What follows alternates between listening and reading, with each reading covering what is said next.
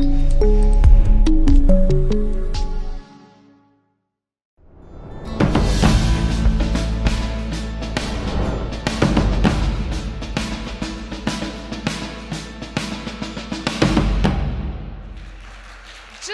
one question before you start. Sure.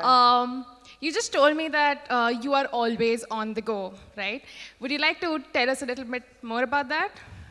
Sure. So 2 days before we got on the flight here to Bangalore, my husband and I gave away almost everything we owned. And the few remaining things we have, we put in storage near my parents, and we're going to, thank you. We're just going to travel and explore and figure out what feels good to us next for the next stage in our lives. What were the last 3 places you've been to? And what were the feelings associated with each of them? Where I lived? The last 3, yes. So the last 3 were Oakland, California, which I loved desperately and miss every day of my life. Seattle, Washington, which had amazing food and really, really wonderful culture, but I never quite took to it. And then Miami, Florida, which is really hot and really different than those other places. So I'll leave you to that. Okay. Thank you. Hi, everybody. So it is truly an honor to be here today. I've wanted to come to India for more than 20 years, and so I'd like to just take a moment to say a huge thank you to Jay, Narayan, Tuhina, everyone at DesignUp, and everyone at Adobe who has supported me throughout my career, basically from the beginning. So thank you, all of you, truly. Okay. All right, so most of what I'm going to talk about today is the future, and specifically what happens to designers when virtual and augmented realities become very commonplace for us. And before we blast off into the future, I think it's really important that we take a quick look at the past, because technological innovation is really outpacing evolution. And so sometimes we forget about really, really core things. And one of them is this. Every single human being, regardless of era or location, has some very common urges, and they are learning, sharing, playing, and exploring. If you are designing products, services, devices, or anything, this is the baseline of what you have to support. If you are not supporting a person's need to learn, share, play, and explore, at best, you are creating an entertainment gadget. Similarly, our lives right now are these fractured existences that are split between 2D and 3D space. We live in 3D space. I can move forward, I can move back, but every time we interact with data or computing surfaces, we go into a 2-dimensional space. Most often, this is a screen. These days, most often, this is a phone. But if you think about it, even when you were a kid, when you used a computer, a mouse is still a 2-dimensional input surface that runs along a plane. So right now, we're split between screen space and real space, but this is going to change because virtual and augmented reality are going to allow your data to come into the 3-dimensional space that you inhabit, and for you to inhabit the world of your data at the same time. Where we're going, we don't need screens. As things start to move into our lives and into our worlds, presence is going to become incredibly important. And that's why we're here today, to talk about the future that's being created. We're going to be removing the glowing rectangles that predominate our lives right now, and we're going to be bringing content directly into your eyes and ears. And this is going to require us to think about those core human impulses, again, learning, exploring, playing, and sharing, and what they mean when the plane of the screen and the plane of the mouse have disappeared from our lives. And one thing that's really important to understand is this is not an intellectual exercise. It's an emotional one. So, yeah, we're going to talk about feelings. So I really recommend take a drink of water, get comfortable, because I am undoubtedly the most likely speaker to cry on stage today. We'll see how it goes. This is Maslow's hierarchy of needs. And do you see the 3rd level here? What's right above the things that we need to survive and procreate is love and belonging. And love and belonging is absolutely essential. Without it, we can't access our creativity up at the top, and we desperately need this right now to solve all of the problems that are facing the world. Dr. Brené Brown is a social worker at the University of Houston in America, which is where I grew up. She has 2 TED Talks. Are any of you familiar with Dr. Brown's work? Okay, then you're in for a huge treat. I see a little enclave over there. I highly recommend watching Dr. Brené Brown's 2 TED Talks tonight. They were completely life-changing for me, and I think they're really, really interesting. She talks about vulnerability and about fitting in and belonging, and she does all of her work through something called grounded theory, which is also a really fascinating way of working if you are at all interested in social sciences. She has this quote, and I'm going to read it. It's a little longer than that, and I don't want to mess her up because she says it so well. "A deep sense of love and belonging is an irreducible need of all women, men, and children. We are biologically, cognitively, physically, and spiritually wired to love, to be loved, and to belong. When those needs are not met, we don't function as we were meant to. We break, we fall apart, we numb, we ache. We hurt others. We get sick. There are certainly other causes of illness, numbing, and hurt, but the absence of love and belonging will always lead to suffering." The absence of love and belonging will always lead to suffering. And if you look at the popularity of online communities, it's very obvious that people are desperate to find a place where they belong. That is why all of these places exist, because people want to find a place where they can be just as they truly are. But one of the things that Dr. Brené Brown has taught us is that fitting in and belonging cannot coexist. If you're trying to fit in, that means you are showing that you understand the rules and can conform to them. If you are belonging, it means you are showing up as you are and expecting to be accepted. And so one of the things that has happened in these online communities is that people have found a place where they fit in, but they've weakened the ties to their actual real life communities, friends, and families. And these online communities have become echo chambers where only certain views and viewpoints and ideas are welcomed and supported. And so consequently, what this does is it continues to push people further to extremes, radicalizing them, and this causes so much of the mess that we see around the world today. Mistakes were made. This is true of everything in life, and this is very, very true of tech and design. This is hilarious, I realize, because this is a traffic jam in Bangkok. But you can see this exact scene with a change of scenery in Los Angeles, in Mexico City, in Bangalore, right outside the window. This might be very, very familiar to you. I was actually laughing just thinking about how if I hadn't submitted this talk earlier, I would have taken a photo yesterday and shown you the traffic jam in Bangalore. So this is not what Carl Friedrich Benz envisioned when he created the first automobile. This is not the future that Henry Ford wanted us to have. This is a line of people sitting in machines that are spewing poisonous fumes into our environment, getting angry with one another. And I have news for you people. You're not in traffic. You are traffic. Similarly, at Google, they realized that they could use deep learning to tag all of the information that's found in photographs and make photographs just as searchable as text is. And what an amazing thing it would be if you could, yeah, I should have apologized about the language, but what an amazing opportunity it would be for people to be able to search images the same way that they can search text. It's a beautiful, democratic idea that had some major, major errors when it first came out. And then there's Tay. Do you guys remember Tay? Right, so last year, Microsoft brought Tay to Twitter. Tay is an acronym that stands for Thinking About You. And Tay was designed to show just how far conversational AI has come in the last few years. However, Tay was unleashed on the world with an understanding of how to learn from what it experienced. but it had never been taught what was acceptable.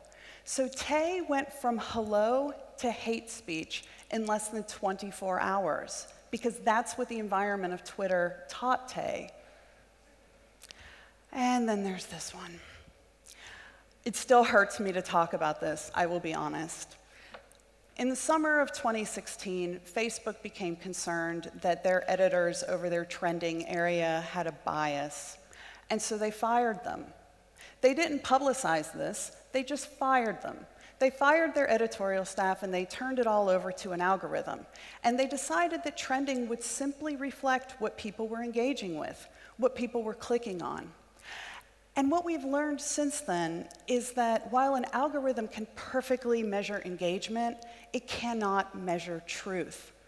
And so it's now widely known that a group of teenagers in Macedonia wrote tons and tons of fake news stories, villainizing Hillary Clinton, putting them out on Facebook, getting tons of engagement, which pushed them into trending because Facebook's users didn't realize there were no longer editors overlooking this. They thought it was true. And we all know what happened in the election.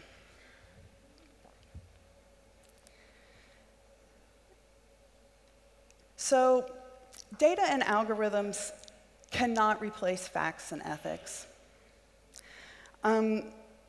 These tech platforms were created to support and enable broader access to information, while also democratizing the dissemination of that information. These are noble goals. I fully support these goals. Now everybody here can have their own newspaper in the form of a blog. We can all have our own TV station in the form of a YouTube channel. However, in doing this, another unintended consequence of this is that we have basically destroyed journalism. Even as the newspapers were dying, they told us, hey, you need us, you need somebody to fact check, you need somebody to care. But did we listen?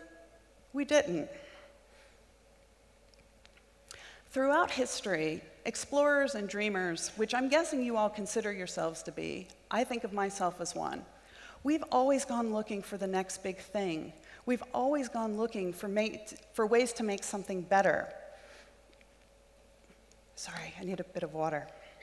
I've spent nearly 2 decades working in tech, and I'm still really optimistic, but I've got to be honest, I'm starting to worry. I don't believe that the telephone was created so that people could film a concert and so that anyone who is under 6 feet tall has to watch it through somebody else's Samsung Galaxy Note. You know, I don't know about you, but ladies, smaller men, I'm sure you feel me on this one. The telephone was created to actually bring people together and to foster communication. But now when I go to a restaurant, I watch a table of 8 friends where 6 of them are staring at a screen.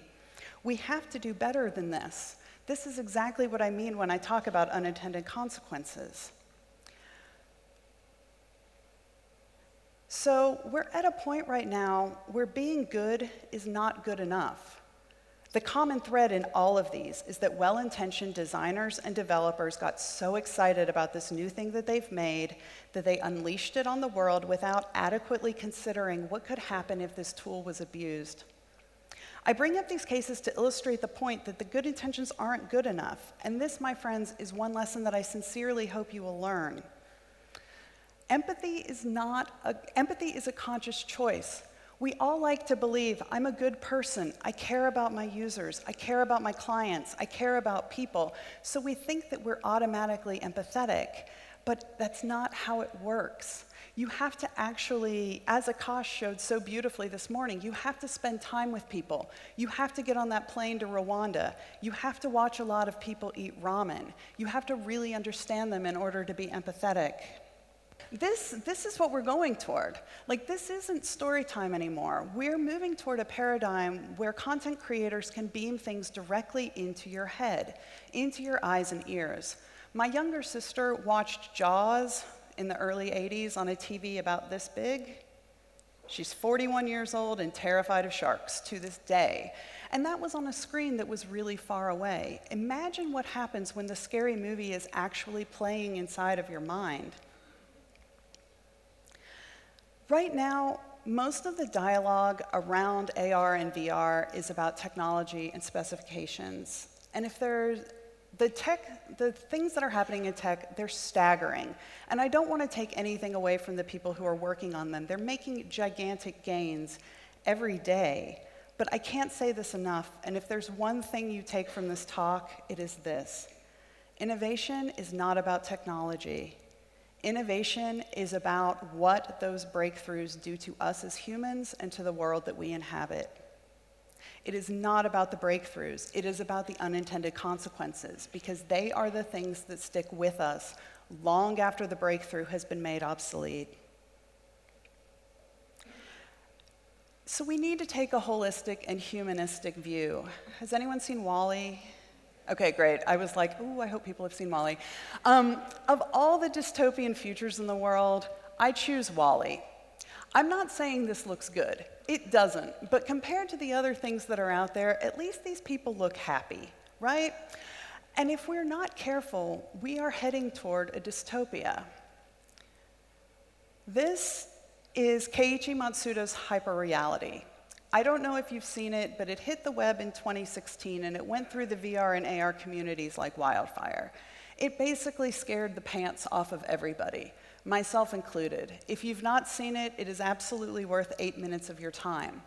It's really easy to look at hyperreality and dismiss it and say, oh, it's so extreme, it's so hyperbolic, it's so crazy. But I'm pretty sure that that's what Henry Ford would say if he saw a traffic jam, the one that's going on right now outside this building. So what I would like to ask you is to slow down. It will never be easier to make changes than it is right now when a platform is new. This requires that we slow down, that we think, that we observe, and that we think critically. At the same time, we really need to make an effort to try to foresee the future and to try to see these unintended consequences. And unfortunately, this is way less sexy than just talking about the cool new thing that you made. Another example of unintended consequences can be found in online gaming. This is a project called GTFO Sarkeesian, which is actually a compilation of one day of the hate mail that a woman named Anita Sarkeesian received on Twitter. If you would like to know what Anita Sarkeesian did for everyone to hate her, she's a woman that writes about video games. That's it. This is another really interesting unintended consequence because online gaming was built as a platform to connect people who love gaming. I love gaming. I bet a lot of you love gaming. But by not putting in adequate controls to stop harassment, this is how it has all turned out. But lest you think that I'm just super negative, I would really like to talk about something wonderful that technology can do. This is a game called Journey. Has anyone played Journey? Okay, great, a few hands. Journey is my favorite video game of the last decade by a huge margin. And there are a million reasons that I love it. The graphics are beautiful, but they're not complicated. The control scheme is very expressive, but it's easy to learn. I'm not good at like heavy button pressing games. Journey's easy. The sound design is simple, but it's evocative and really expressive and moves you. The reason that I love Journey is that it was built to foster friendship. That's the purpose of the game from the beginning. The lead game designer, Journey was created by a company called That Game Company, and their lead game designer is named Geneva Chen. And he said in an interview that universal emotions require no words. And I feel like if there's any place in the world that can understand that, it's here in India. And by designing a system that allowed people to speak and communicate without language, they did something really clever, which is they avoided the need to translate this. If any of you have ever worked on a localization project, you know that it's an absolute nightmare, even when it runs relatively smoothly. So it was clever that by doing this, they removed the need to translate. But the thing that they did that was brilliant is that it removed the ability for anyone to harass anyone else on this platform.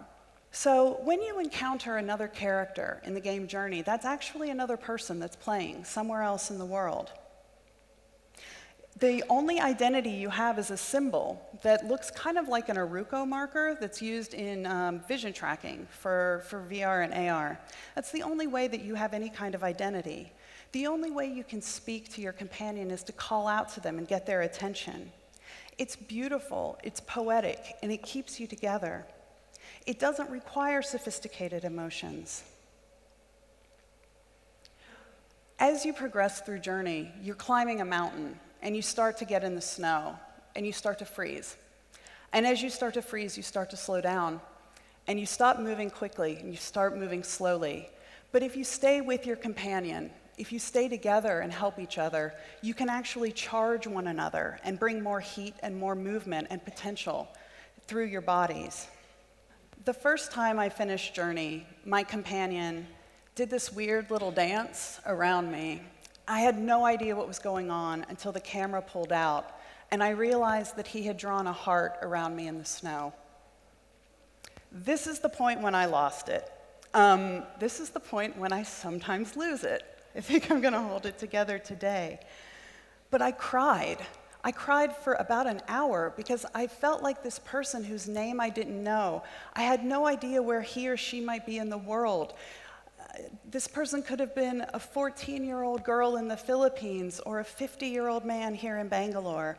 I had no idea who they were, but we stuck together, we fought together, we struggled together, and I felt an intensely deep sense of gratitude to this person for being there with me and for leaving me this message of love at the end. And lest you think that I am just a sappy American woman, which I certainly am, know that there are entire message boards dedicated to talking about the beauty and heartbreak that is Journey. And this game is over a decade old, and people are still playing it. They're still writing about it. They're still feeling their hearts open from this game. Unless you think that I'm totally stuck in the past, there's a game that came out this year. It is called Everything by David O'Reilly. It is available for PC, for Mac, and for PlayStation 4. I don't want to give it away because you should absolutely just go play it. But Everything is amazing. And in the words of the Kotaku review, it is, quote, an exuberant celebration of connections, of the ties that bind the universe together. I burst into tears. And so did I, which I guess is not really surprising. But I'm not the only one who cries while playing video games. I've pointed out a lot of things that we've done wrong in technology, but there are absolutely ways to get it right. And so I'd like to talk about that a little bit. And the first thing is ask the right questions. Not just, can I make a spreadsheet in VR, but why would anybody want to make a spreadsheet in their eyeballs? Not, can I type a text message on my HoloLens, but rather, what is the best form for text input in a head-mounted experience? The AirTap keyboard that Microsoft has created for HoloLens is an absolute magnificent feat of engineering. It is also maddening to use. Just trying to input a Wi-Fi password, you want to chuck the device out the window and you haven't even gotten started. And I really do have to wonder, when we're all living in 3D computing environments with things going on around us and complete access to sound all the time, does SMS messaging even make sense anymore? I don't know, but I don't think enough people are questioning it.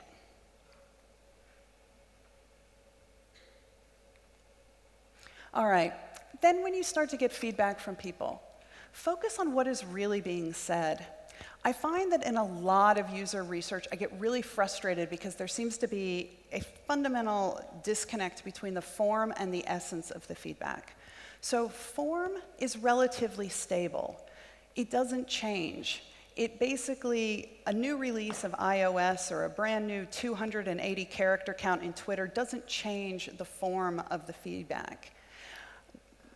The form changes, the essence doesn't change. The essence is basically stable. The form is basically fashion, and it shifts. And way too often when we talk to users and get user research, we focus on the form, overlooking the essence. So I can guarantee to you that if you're working in VR or AR and you ask people, what do you want to do with this? They will tell you, I want to send a text message. But that's actually the form, not the essence. The essence of that feedback is, I want to be able to communicate quickly, easily, and asynchronously. It doesn't necessarily have to be a text message. So learn how to hear through the form and extract the essence underneath. Then, when you're looking at a problem, ask yourself, how can we solve this in a way that also builds connection? I think often we run to the very first way we can see to solve a problem, and often that's a pretty good solution, but it continues to isolate us, to separate us, and to make us feel alone. Can we actually design systems to address problems that will also help to connect us and bring us together?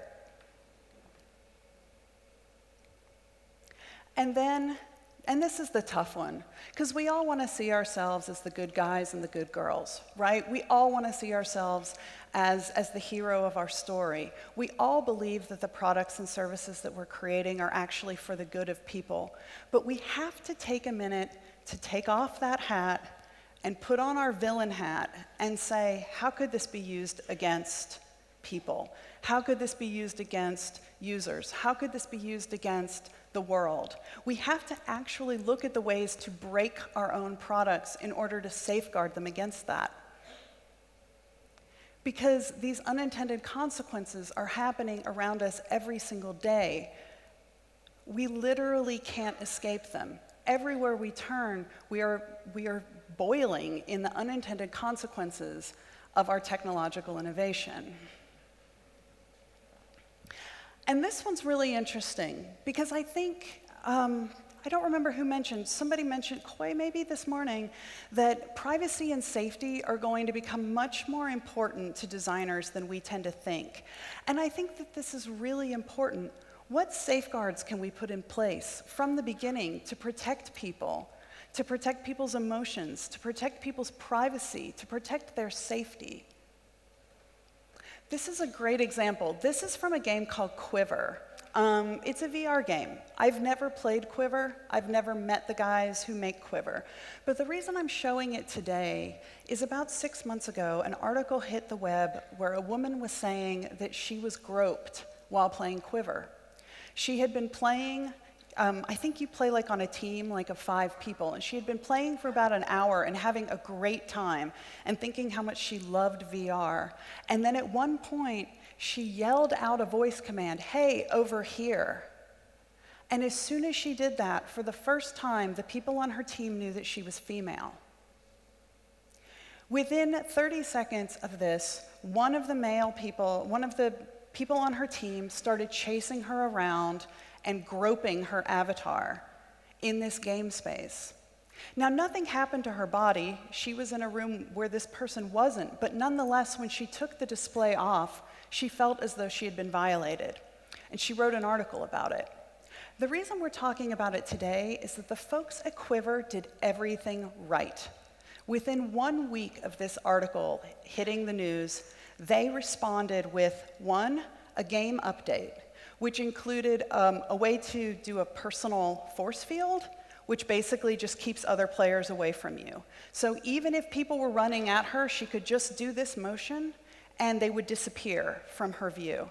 The other thing they did that I think was amazing is they wrote an article where they, 1, accepted responsibility for the mistake, 2, shared all the different things that they tried to solve this problem and what was good or bad about them, and 3, shared the code for that force field so that any other game developer working in the same game engine could implement it and bring that level of safety to their users.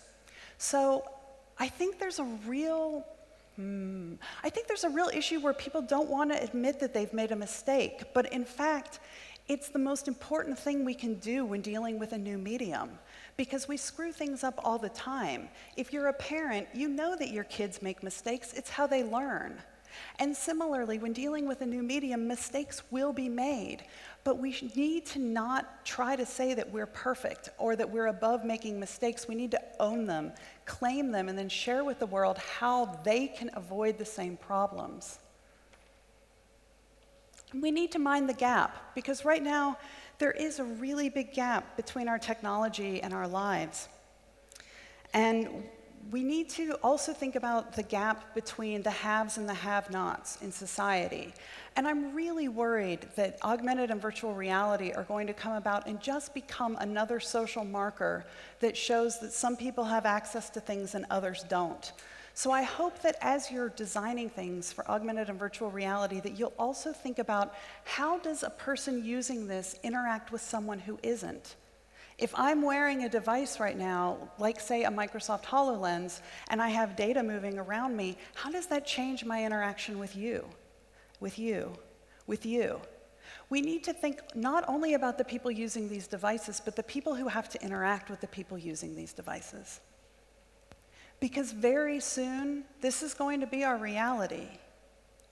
And I think that we have an opportunity to actually make it a lot better for everybody, in and out of their eyeballs, as long as we're willing to do the hard work, to ask the hard questions, and to listen to the essence of feedback. Thank you for listening.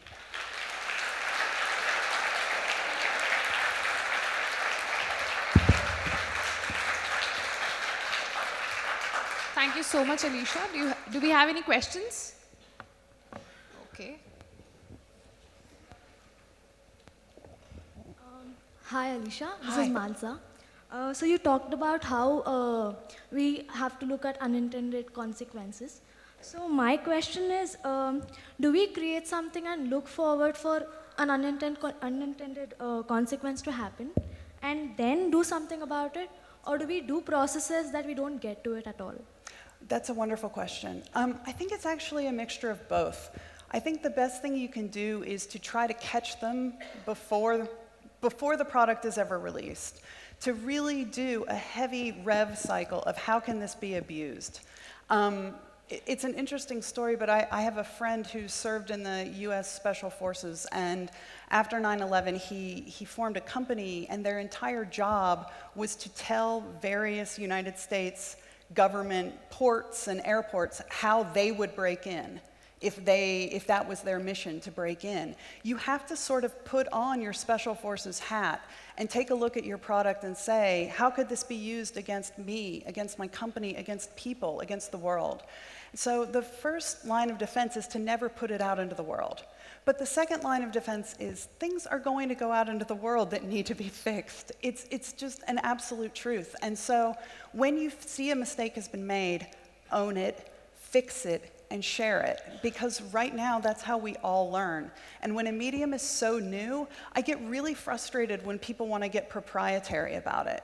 When people are like, I fixed it and it's just for me. Because right now, this medium is a child.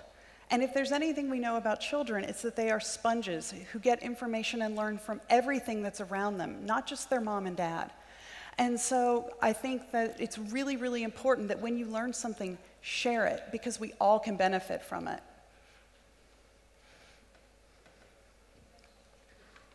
Hello. Hey.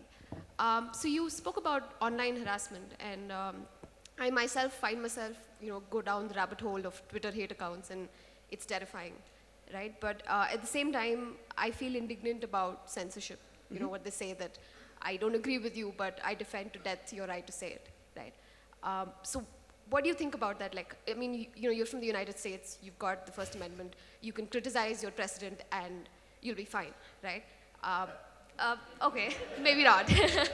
But like, how do you balance, what is truth, what is harassment? Yeah, I just want to know your thoughts about that. It's a fantastic question, and to be completely honest, if I had a good answer to it, I probably would have already sold it to Twitter. I don't have a great answer to it. I am a free speech advocate. I believe in free speech. I think that where the line gets really blurry is when it's hard to know what's an opinion and what's not. And I think it's part of what was so problematic about what happened with Facebook, is that suddenly you had opinions being presented as facts. You had fake news stories being presented as real news. And so I think an important part is to have some sort of designation. And we're all designers. We can figure out what that takes to designate. But to really show the difference between what is a personal opinion and what is a fact-checked, valid thing. So for instance, if I read the New York Times, I expect that what's in there that somebody checked that actually happened. Whereas if I read my friend Sean on Twitter, it could go either way. Most of the time I trust him. But it becomes really hard because how do you know the source? And it goes back to the thing I said earlier about each one of us can have our own newspaper in the form of a blog. We can have our own television channel in the form of YouTube. We can have our own, I don't even know what it would be, newsfeed in the form of Twitter. And so learning how to separate fact from opinion, I don't know exactly how it will be implemented, but it's something that we certainly have to do. This is Gayatri. Great talk, seriously. Thank you. And I have a question, you worked at Magic Leap, which is said to be the secretive startup until Google funded it. So can you share a few experiences at Magic Leap, because I want to know about it, and also what shaped what you're currently doing, and then, a little bit more about yourself. Sure. I'll start with the latter part, because it's a little easier, to be honest. I loved Koi's talk this morning, and especially where he was talking about how sometimes you have to not be a practitioner in order to criticize. And I've realized in the last couple of years that after 20 years of working in tech as a designer and a design educator, that I need to criticize design. And I have found that I can't do that if I'm also representing a company as a designer. So what I'm doing right now, other than living out of a backpack for the unforeseeable future, in addition to that, I have become a life coach. So I was really excited to hear you talk about how much a coach was valuable to you. I realized that my passion and what led me to design in the first place, I go back to very beginning of early internet. And I loved the internet because okay, I come from a world of punk zines. I don't know if that means anything to you, but in the late 80s, weird kids with weird hair would make little magazines that were black and white, and we would print them at a copy shop and either give them away or sell them for $1. That was my world, and I was at war with the copy shop. I hated them, they hated me, they took my money, they thought I was a pain in the butt. All these things were true. And so when the internet happened, I was like, oh, I can put my stories and everyone around the world can see them and I never have to go to Kinko's again. I thought it was the greatest thing that had ever happened.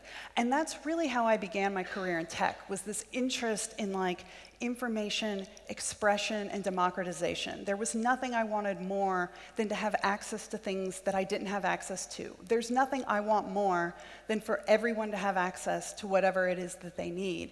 So that's the thing that really drove me to it. And over the last couple of years, I've realized that what this is all about is connection and belonging and support and helping people really understand how they shine. And so I've recently trained and become a coach. I still do design and strategy consulting, and I'm the chief experience officer at a content company called Tin Drum, which is working to make augmented reality experiences that will help connect and bring art and beauty to our world. Magic Leap's the tougher question. What can I say? So, Magic Leap, I know a lot of people are like, is it even real? I can answer this. It is. Magic Leap is absolutely real. Magic Leap is one of the most ambitious projects I have ever heard of in my life. They are trying to do everything down there in Florida. And as a former employee, I am a stockholder, and I really, really, really want them to succeed. But it's a really hard problem that they're solving because they're trying not just to make the hardware, but also to make the software and to make experiences.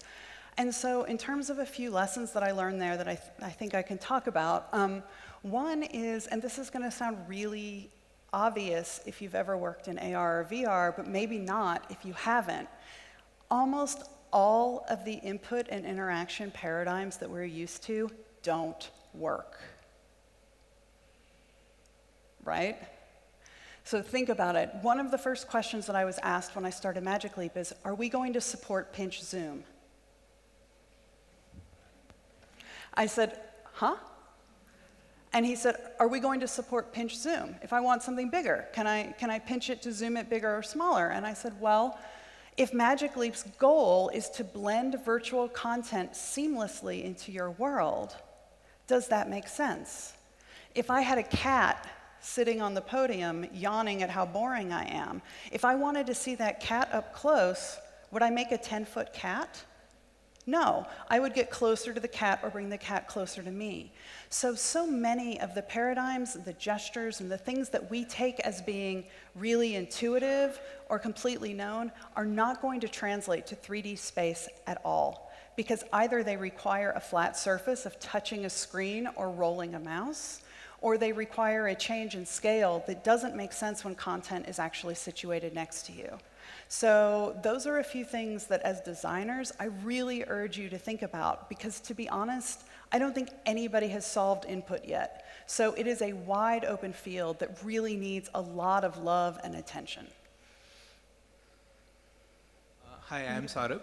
Hello. I was just wrapping my head around the whole discussion that just happened.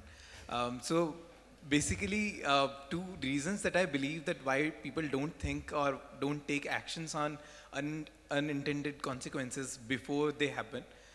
So first one is they don't know they can happen, and second is when you know, they might be colliding with your business goals. So because as they say 80-20 rule, so 20% of the difficult problems will take up 80% of your time. Yes. So how would you convince your business team or rest of the team to actually come upon an agreement that you really need to think of such unintended consequences? You have asked the big question, my friend. We don't have time for my rant about this, but I do believe, after spending 20 years in Silicon Valley, that the growth model that is expected in technology is not sustainable. It is not sustainable in Silicon Valley. It is not sustainable on this planet. Nothing has 30% growth forever. Absolutely nothing. And so when I say slow down, that also means profits. It actually means designing for more than just money. It means creating things to do more than make you rich. It means understanding that enough to pay yourself and your team a good salary might be enough if it allows you to get the product out that you want. I don't think the world needs more tech billionaires. I really don't. I think what the world needs are a lot of smart people that are working on things that make the world better and that feel comfortable and safe in that space because they know there will be a roof over their heads. But I guess I'm standing on stage just saying this, I am a total socialist at heart, and I believe that there's enough to go around for everybody, but only if we can learn to share and stop being so greedy.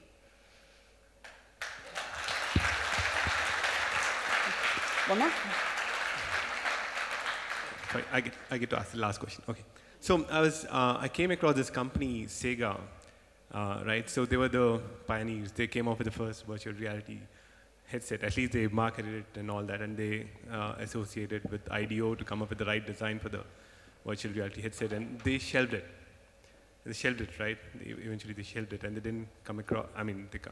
So in hindsight, now we have lots of virtual reality headsets and companies, and they shelved it because they thought, they researched about it, and it's about the unintended consequence that if you wear a virtual reality headset, you'll get disoriented and you'll get headaches and all that. Mm-hmm. So that's probably the consequence even now, right? So in hindsight, what do you think? Was that a good idea that they shelved the whole thing after marketing, publicizing it so much, and people were really looking forward to it and all that. So any thoughts, in hindsight? My gut feeling, and I don't know a ton about it, to be honest, so I'm speaking somewhat from a place of ignorance, but my gut feeling is that shelving it was probably the right thing to do. Even the Oculus Crescent Bay demo, which they were running at GDC in 2015, okay, I'll admit this, I fell while doing the demo. There's a point where I was in this big cavernous cathedral. It was Smaug the dragon from The Hobbit. It was the dragon's cathedral. And so it was so big that there were no verticals for walls. Everything just kind of arched. And they told me at one point to bend down and pick up something off the ground. And I was so disoriented that as soon as I bent down, I just went, boom, and landed right on my head. And this is many revs after. And so the problem with early virtual reality was latency. So if there was a long lag between where you were going and what you were seeing, that was leading to motion sickness and disorientation. A lot of manufacturers have gotten away from the latency problem. Screens are better, displays are better, processors are faster. So they've been able to fix the latency problem, but that doesn't solve all of the problems that exist in virtual reality. To be honest, I don't spend time in VR. I still get sick in it. I spend my time in AR because it is respectful of the world around me, so I don't have the motion sickness issues. And so I do think that if you have created a product that is making a large percentage of your users sick, it probably is best to put it on the shelf and wait and try again later. Thank you all so much. Thank you so much. Thank you so much, Alysha. If you could be on the stage for another.